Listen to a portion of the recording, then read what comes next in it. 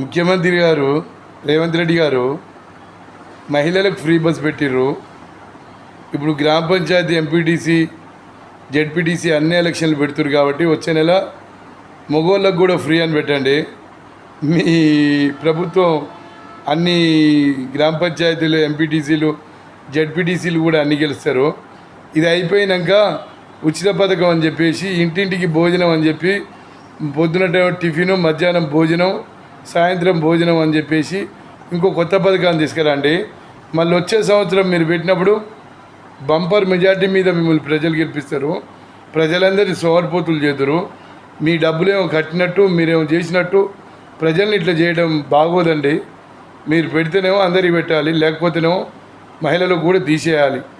ఇది మీరు bus free మీద మీరు ఆలోచన చేయాలి. ఉచిత పథకాలు చెప్పడం మానుకోవాలి.